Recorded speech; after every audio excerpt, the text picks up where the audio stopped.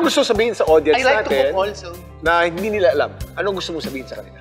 There are times that I just wanna be quiet lang. Just shut this mouth and just wala lang. Yung minsan yung parang hindi mo nahanap yung ganong vibe or you're just in the mood to just be quiet. And to just keep to yourself. Oo. Ano sabi ng mga kaibigan kong comedian? Sa lahat ng larangan ng pag-artista, pinakamahirap daw maging comic.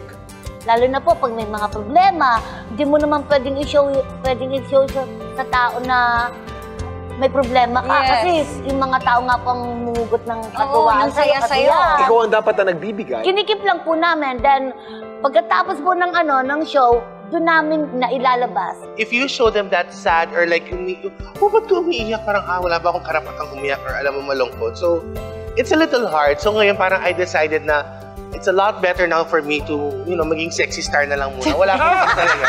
Mas okay yung buhay ko ngayon. Ako nga child star eh.